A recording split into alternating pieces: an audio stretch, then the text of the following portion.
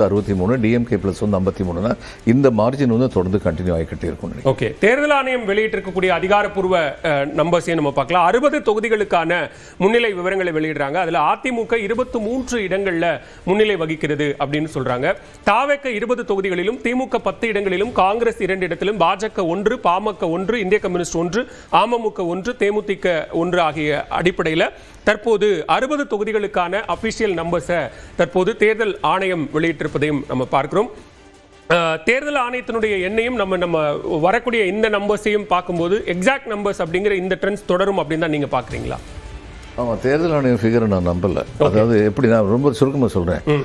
ஒரு 20 இடம் ஏடிஎம்கேக்கு முன்னிலைன்னு காமிச்சிருந்தோம். அந்த 64 அவங்க 20 இடத்தை காமிப்பாங்க. டிவிகே 90 வந்து 19 இடத்தை காமிப்பாங்க.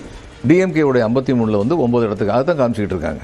அதனால இதனுடைய ஃபிகர் வந்து ரொம்ப ரிலையபிள் கிடையாது. ஓகே, தற்போது வரைக்கும் 209 தொகுதிகளுக்கான முன்னணி நிலவரங்கள் அப்படின்னு பார்க்கறதுல 90 இடங்கள்ல தாவேகவும் 65 இடங்கள்ல அதிமுக கூட்டணியும் முன்னிலையில் இருக்கிறது அப்படிங்கறத பார்க்கிறோம். 53 தொகுதிகளில் திமுக கூட்டணி முன்னிலையில் இருக்கிறார்கள் அப்படிங்கறத பார்க்கிறோம். அதுல பிரேக்கப் பார்த்தோம்னா அந்த 53ல 42 இடங்கள்ல நேரடியாக திமுக முன்னிலை வகிக்கிறது. அதிமுகவை பொறுத்த வரைக்கும் 66ல 56 இடங்கள்ல நேரடியாக அதிமுக தற்போது முன்னிலையில் இருக்கிறது. பாஜக 3 இடங்கள்ல அங்கு முன்னிலையில் இருக்கிறார்கள். அமமுக 1 இடத்தில் முன்னிலையில் இருக்கிறது அப்படிங்கிற நம்பர்ஸை நம்ம பார்த்துட்டு இருக்கோம். 210 இடங்களுக்கான முன்னணி நிலவரங்கள்